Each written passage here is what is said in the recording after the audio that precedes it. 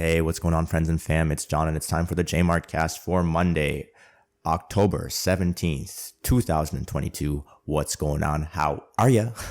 Hope you've had a great week. Mine's been a little bit so-so. Had to battle with my kid who had diarrhea earlier this week. He was going to the bathroom like every half an hour or even more frequently. Starting to get a little worried. Luckily, we got him some Imodium, and he was feeling a little better after that. And the going to the bathroom eventually stopped for a day or two until it kind of restarted, and we gave him another dose, and now it seems to be back to normal. Thank goodness for that. Thank goodness for Imodium. Whew. Got over that one. Luckily, our boy's well potty trained and didn't have too many accidents. We did have like a couple, one or two there, but it wasn't too bad. Very easily fixable, and for the most part, the boy was able to take himself to the bathroom and take care of business. So thank the Lord for that. What else this week? This week earlier, I checked myself on a scale that I got for what my weight is, and I was like, this can't be right. I'm 140 pounds. Like, that's not right. Like, I've been 150 for the longest time. Then for a while there, I'd gained a little bit of muscle. I was like up to 155, feeling proud of myself. And then I checked the weight again, and I'm like down to 140. I'm like, what the hell is going on?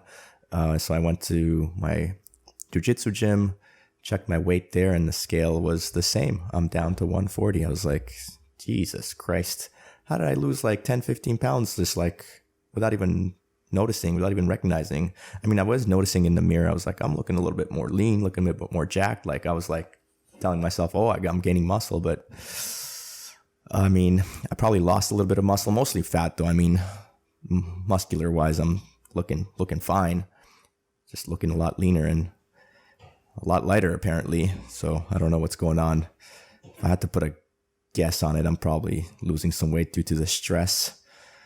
The stress of like, having two small children, constantly, needing daddy for several things, not complaining or anything, but my mom has been away for a month and a half, traveling to Europe and back to Armenia. And she's always providing me lots of support, always helping me, always there for me to take care of the children. And I love her and appreciate her for that, obviously. But, this month and a half with her being away, had to take on a lot more responsibility. And it's been, I guess, a little harder.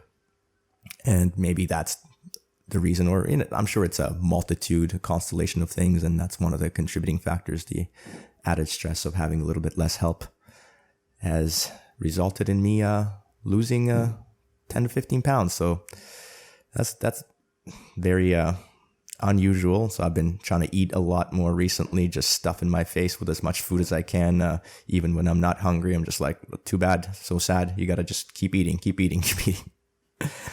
And there's a lesson in that losing weight can be easy sometimes, whereas gaining weight can be hard.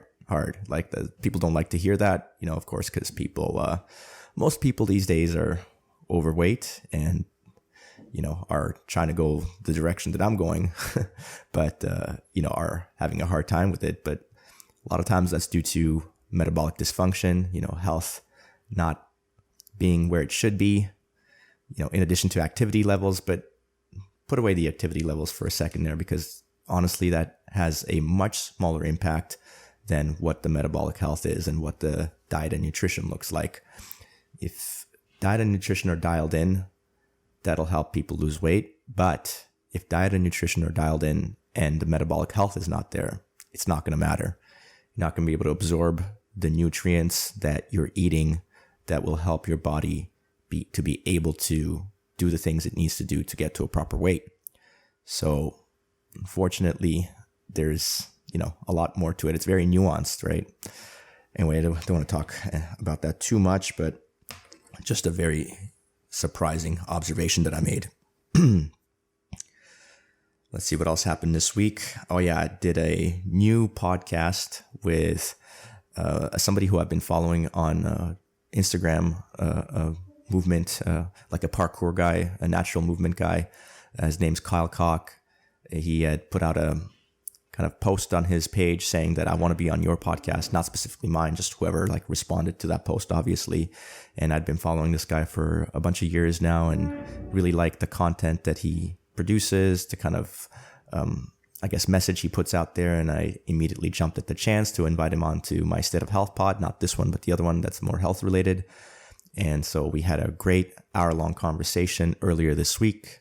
I'm currently editing that podcast, should be out soon, probably midweek this coming week. So look out for that, a new State of Health pod. Pretty excited for that one. It's going to be one of my best ones up to this point, I think. Yeah, that's all I'll say about that. What else this week? Okay, I'll share one more personal story. And then after that, I'll talk a little bit about some of the world news that I've seen that I'm following. So personal story, on my Instagram page, I posted a video of these crazy vegans like going to a grocery store and opening like bottles of milk and just dumping it on the floor. Like, these people are so crazy, I swear to God. They're just lunatics. Like, they're mentally ill. And that's what I said. I said veganism is a cult. Like, I did qualify it in saying that not all vegans are like this, but many are. So then I had a friend of mine, somewhat friend, on Instagram message me back, and he's a vegan vegetarian, depends on his mood. But he says his response to me calling out vegans is that I think we could say the same about persons of every dietary choice. LOL. All right, fair enough. You know what? He's got a point here. But I feel like definitely you can point at vegans as being more crazy than other dietary choice individuals. So my response was, sure, but a lot of vegans are giving out really bad nutrition advice too. I will admit that I probably get a biased perspective, but here's an example. I showed her a picture of this vegan person who, this cute looking girl, looks super thin. She goes, where do I get my protein as a fruitarian? Someone who just eats fruits and veggies, I guess. The answer is bananas. And then she has like this little list of things that, I guess not list of things. She's got this text that she's written below that. And she goes, and here's what the text says. How much protein do we need? ? The World Health Organization suggests protein intake should constitute 10 to 15% of your caloric intake. Okay, many things wrong with that statement already. First of all, if you're getting your information from the World Health Organization, you're getting the wrong information. You're going to end up unhealthy and sick. I'm not going to get into why right now, but just put that aside. But it should constitute 10 to 15% of your caloric intake. No, it shouldn't. That's way too low. Okay, I'm not going to put a percent on how much the caloric intake of protein should be. You shouldn't even think of protein as caloric intake. Most of the protein is not used as calories. Okay, fat and carbohydrates are used for calories. Protein is used for building and growing and repairing muscle. But it should not be as low as 10 to 15%. It should be a lot more. Let's put it that way. Second point, she's written here, the recommended dietary allowance for protein is a modest 0.8 grams of protein per kilogram of body weight. My weight is 50 kilograms, so I need 40 grams of protein daily, and I get it by eating only fruits and veggies. Whoa, okay. A lot of things wrong here as well. First of all, recommended daily allowance, RDA. The amount that they're suggesting is pretty low, first of all, but you shouldn't even be looking at the RDA as what you should be hitting. The RDA is like what you need to hit in order to not see any disease. Okay, that's not the same, like just to survive. That's not the same as thriving, right? We have survival and we have thriving. Surviving, thriving. Like, you don't want to be just surviving. You want to be thriving. You want to be feeling your best, right? You don't want to be just doing enough to make sure you don't get disease. You want to be doing so well that you're not just like avoiding disease. You're actually like performing, feeling your best and performing, and are able to do things that you want to do without, feeling like your, health is getting in the way. So RDA is not what you should be looking at, but 0.8 grams of protein per kilogram of body weight is so low. So low. So for this girl, 50 kilograms, 40 grams of protein, are you kidding me? That's nothing. What I suggest to clients when they ask how much protein should I be eating, and again, the number is different for every person, but here's like a straight across the board suggestion that is a good place to start, and then you can tinker from there to see what feels best for you. It should be not 0.8 grams. It should be 1 gram of protein per, not kilogram of body weight, per pound of body weight. Okay, so this girl's 50 kilos times 2.2, that's like 110 pounds. So she should be getting over 100 grams of protein, 110 grams of protein daily. Okay, 110, not 40. Do you see the difference? 40 is nothing. And then she says, I get it by only eating fruits and veggies. What do I eat in a day? 12 bananas, 10 oranges, 2 mangoes, blueberries, baby spinach, tomatoes, cucumbers, romaine and iceberg lettuce, celery, and half an avocado. Like, I just vomited reading all that. Like, are you kidding me? Like, first of all, I mean, I'm sure if you calculated out all the things that she says there would possibly add up to 40 grams of protein. But are you actually absorbing those 40 grams of protein from those fruit and plant sources? Most likely not. Most likely not, because the best way to absorb protein is from animal sources. From animal sources, you're actually able to absorb most of it. From fruit and veggie sources, those things are bound up in all that fiber. Okay, it's a lot harder for your body to be able to access that protein, whatever minuscule amount is in there, to actually use that up for your body to be able to grow and repair. Like, it's just such bad nutritional advice from this crazy fruitarian vegan person. So that's my example. And, and then, no response. So then my question was, what do you think of Sean Baker? Sean Baker's this doctor. He's got popular social media pages on Twitter and Instagram. He's very pro-carnivore. He's been doing carnivore diet for 6+ years. And, I'm not a proponent of carnivore. I tried it for one day. It wasn't for me. I've said this before, carnivore is for people who have really bad health things that are happening in their life, and they're trying out this elimination diet where they're only eating meat to get rid of all the other things that could possibly be hurting their body. And when it's to that level, yeah, it makes sense to go that extreme. So I'm not pro carnivore, but what Sean Baker does is he has these videos of crazy vegans spouting off nonsense. And then it's kind of funny. He just has a video of him eating a steak nice and quietly, just politely eating steak, not doing anything, while there's a little screen of the video of the crazy vegan talking some crazy shit, crazy nonsense in the corner. To me, it's hilarious. So I was like, what do you think of Sean Baker? I think he's too over the top with carnivore, but he finds some videos of vegans with bad nutritional advice and unsubstantiated claims and puts them up on his page with him in the background eating steak.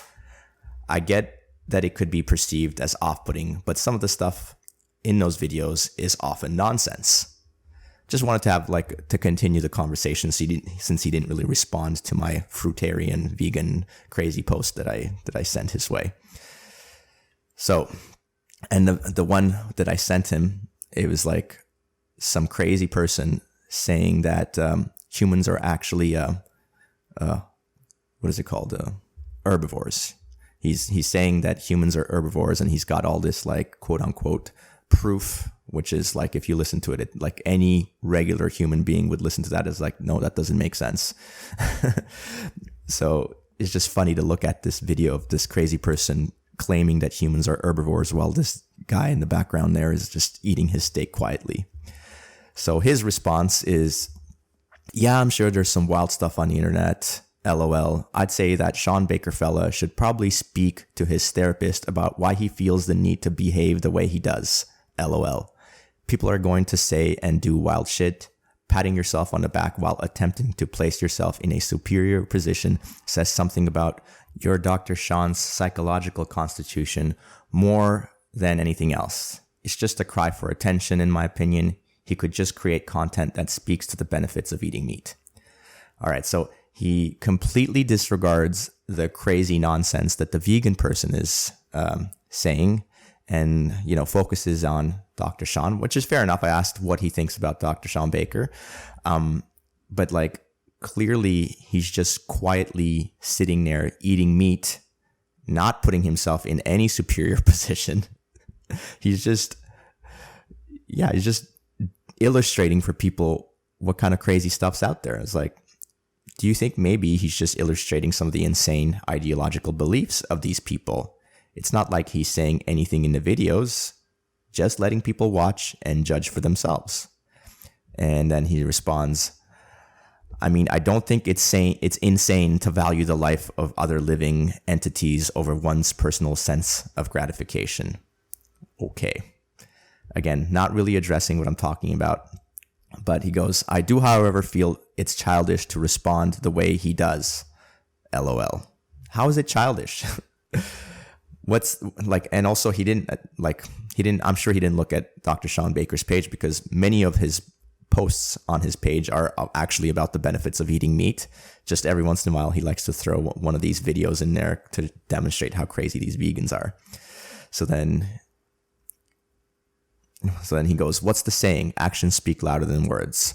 Ha ha ha. He's basically saying, fuck your beliefs, watch me be me. Pretty typical of a bigoted mindset. Forgive my American prejudice, but he fits the mold a little too well. No? ? I mean, I guess that's his perspective. I'm not going to change that. I think it's hilarious to watch these videos of him just eating meat while he's got a little video in the background of a crazy vegan saying a bunch of stuff that doesn't make sense. But I could see how that's off-putting.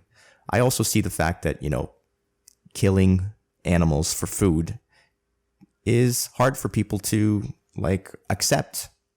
That's fine. I mean, but why do these vegans just take that, internalize that? Don't eat meat if you find it hard to kill animals for food, but then don't try to proselytize other people to be you shouldn't eat meat either because it's bad for you. It's not good for your health. Those are just lies. Anyways, my response was okay, I'm not even going to respond to any of that. I just want to see if he can say this. I was do you think humans are herbivores? And he did not answer it. He's I believe humans are confused. Ha ha ha. And my immediate response was agreed. Humans are confused. We just disagree. I didn't say this, but we just disagree which humans are confused. This guy just can't fucking deal with reality. He can't deal with the fact that humans are not herbivores. We're omnivores. We eat both animal and plant matter and fruit, whatever. Reality is a hard thing, man, but you can't avoid it. Eventually it's going to come at you. It's going to come at you hard.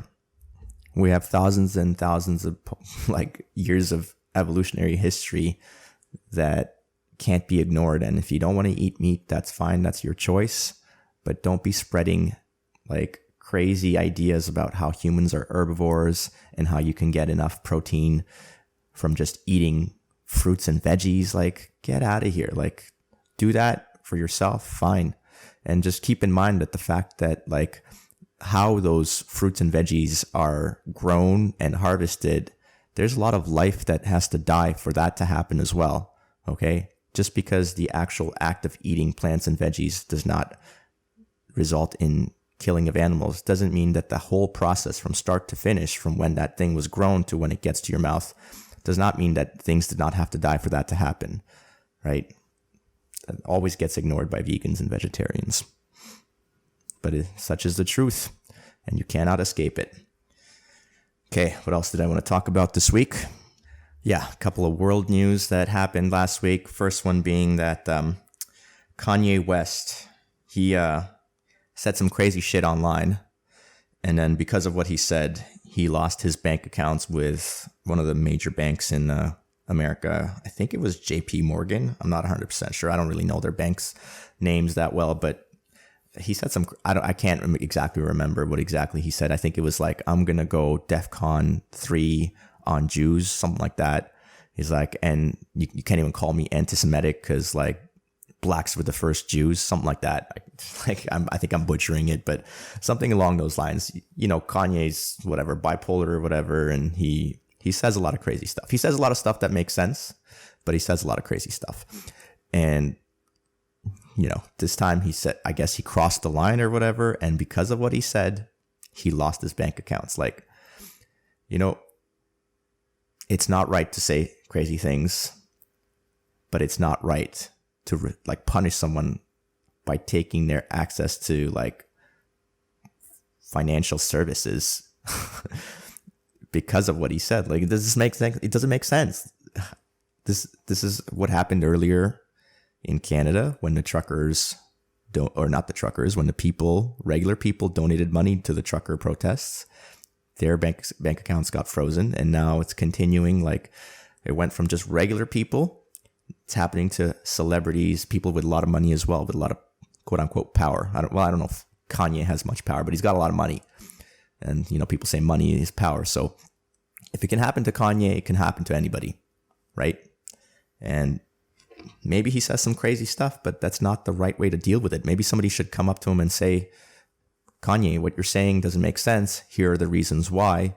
And then we can continue the dialogue and possibly come to some sort of common ground and resolution. Like he's definitely not going to stop saying crazy stuff like that if the response to his crazy outbursts is to take his bank accounts away. Now he's going to double down. So another advertisement for why Bitcoin is the future, why you can say a lot of crazy stuff and your Bitcoin addresses will not be emptied, will not be closed. No one can do that. And the other world news item earlier this week was this guy named Ben Bernanke. He was the head of the Federal Reserve, the American Central Bank, in the early 2000s, and the actions that he took as the leader of the Federal Reserve directly led to the 2008 Great Financial Crisis. By the way, if you need a reminder as to what happened, two things you can do. You can watch that movie. What was it called? Hold on a sec. The Big Short. That's what it was called. You can watch The Big Short if you want like more of a Hollywood dramatized, like fun thing to watch. Or if you're more into like documentaries, you can watch The Inside Job. Watch both those things and then see if this Ben Bernanke guy, so I didn't say what happened, this Ben Bernanke guy won the Nobel Prize in economics for taking action that directly led to the 2008 Great Financial Crisis that led to like people losing a lot of money, people losing homes, a lot of like bad times for people. But according to whoever the hell decides who gets the Nobel Prize in economics, he deserves it because he did something that was good. I have no idea. This is the world we live in, where like it's just like 1984. George Orwell's masterpiece. The famous quote that I always like to quote is, "War is peace, freedom is slavery, ignorance is strength." Basically, the opposite is always true. And that's what happened here. Like this guy did the opposite of what would have gotten you the Nobel Prize in economics. Therefore, he gets the Nobel Prize in economics. Like I knew the Nobel Prize was garbage like years back when Obama got the Nobel Prize for peace. Meanwhile, he was like, continuing wars in Afghanistan and Iraq. But like, this just puts the nail in the coffin of Nobel Prizes. And if I were like the descendants of Alfred Nobel, the guy that, what did he do? He invented TNT, right? dynamite. Because it's TNT. It's dynamite. Sorry. So yeah, he invented that, and he like made a fortune, and he gave all his fortune to establish the Nobel Prize, and then now it's turned into garbage. Like, his family should be ashamed, and probably Alfred Nobel is just rolling over in his grave at what's going on. Let's move on to the Bitcoin update of the week. We are on block height 758,956. Price of one Bitcoin is trading at $19,153. US dollars, that is. One US dollar will buy you 5,222 Satoshis. Remember, Satoshi is the smallest subunit of a Bitcoin. One Bitcoin can be subdivided into 100 million units. Each one of those units is called a Satoshi. If you're in Canada, you'd like to buy some Bitcoin, I recommend Shakepay. I have an affiliate link or referral link to them in the description of the podcast, which you can use, which gives you a $10 reward for the first $100 of Bitcoin that you purchase. You do have to give personal information to use Shakepay. There are other ways of getting Bitcoin where you don't have to give up personal information. So don't feel like you have to do it through Shakepay. What I want to talk about regarding Bitcoin this week, you know what? I've realized that it's more important to point out the problems of what the current system, where it's at, than it is to talk about why Bitcoin's good. You can get to Bitcoin eventually on your own, but you need to see the problem that it solves first, right? So first problem is just the fact that our financial system is so messed up that, the governments are able to run insane deficits and have the central banks basically support that by buying government debt with imaginary money. Now, if that's not bad enough, the next step in the progression of turning the financial system worse and making it more and more restrictive is this thing called CBDCs. So they're called CBDCs because it's short for central bank digital currency. And these central bank digital currencies are basically going to be a type of money, a programmable type of money that comes out in the future. It's not out yet, but there's a lot of talk of it coming out in the future, where the central bank will basically disintermediate regular banks. Okay, let me just maybe do a quick recap of how things work right now. So the central bank is a bank for regular banks. So like in Canada, we got RBC, we got TD, CIBC, all these banks, the big five. And they have their own bank, the Canadian Central Bank. And so the Central Bank of Canada deals with the commercial banks, and then the commercial banks deal with regular people, with retail. Now, what they want to do is just cut out the middleman and create this new form of money, the CBDC, to provide for retail for regular people like you and I. And these CBDCs are going to have special properties. They're going to be programmable. And they like to basically frame it in a way where it's like really good for us that we can do this because we can program it to help people better. But listen to what the guy says. So this is a high-level advisor. I don't even know who he is, but for the IMF, the International Monetary Fund. Here's what he has to say. The third way we think CBDC can improve financial inclusion is through what we call programmability. That is, CBDC can allow government agencies and private sector players to program, to create smart contract, to allow targeted policy functions. For example, welfare payment. For example, consumption coupon. For example, food stamp.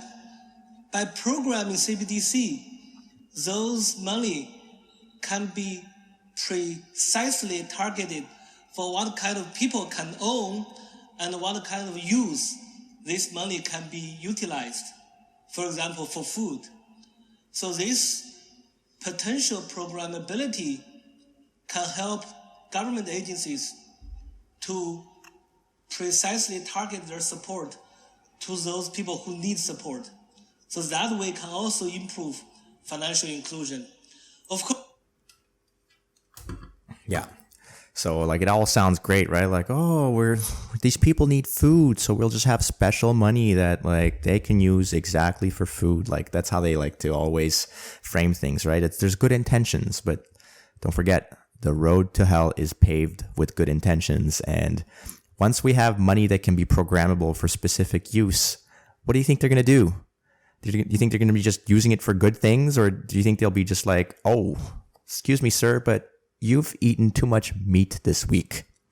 I think we're going to turn off your money so that you don't use it on meat anymore. We do have this nice bug sludge that's much better for the environment. And don't you care about the environment? So our money that we give you, the CBDC, is going to be no good for buying meat. It'll turn off and not work when you want to go buy meat. But the bug sludge over here, that it will work for. Oh, and by the way, you have to use it up by Friday or else it's going to go to zero. Yeah, that's what's coming.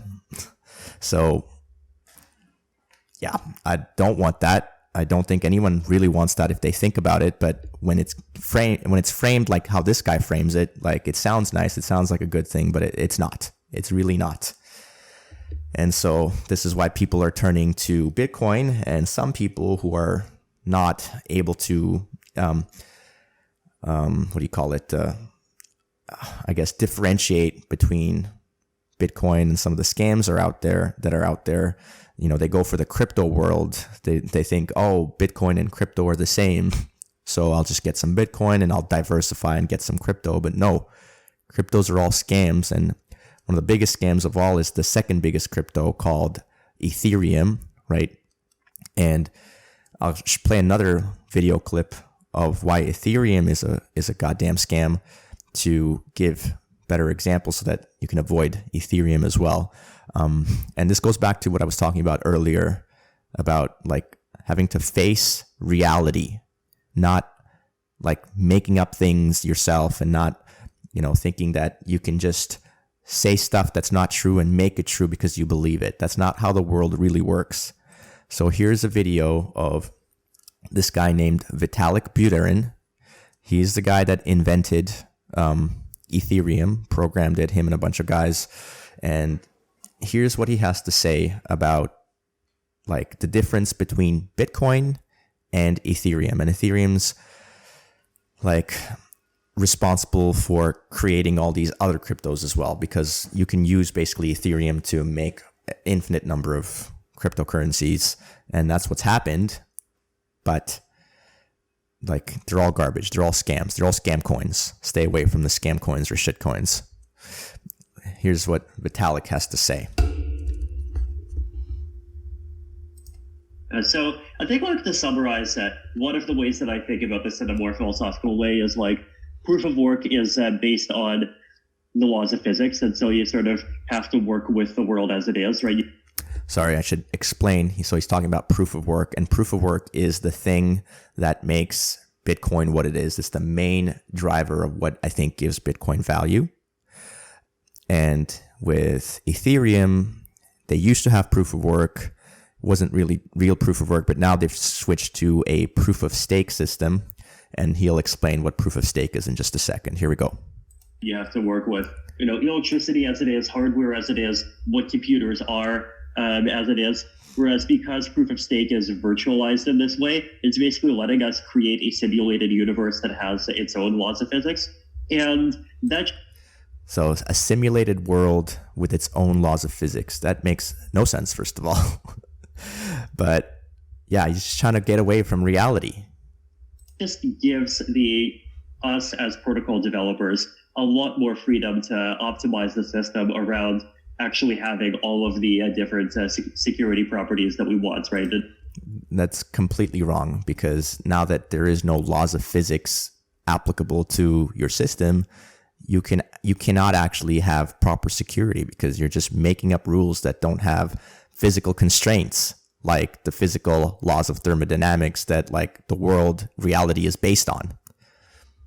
And, if we want the system to have a particular security guarantee, and then like often there is a way to modify the proof of stake mechanism to also achieve it. So it's just much more flexible, and it shows through in the efficiency and the security of the network. Yeah, it's much more flexible in that he gets to have control over things, and he can decide which way things go, which way they don't go, as opposed to Bitcoin, where it's just reliant on the laws of physics, laws of thermodynamics. Like, imagine you could just turn off gravity, like in a country that you like don't like. We're like, well, we'll just mess with them because we don't like them. We're just going to turn off gravity. Like, that's essentially what he's saying. That's the level of ridiculousness of what he's talking about, right? So just going to finish off with that. Going to say, stay away from crypto. It's Bitcoin only. Bitcoin is the only true money.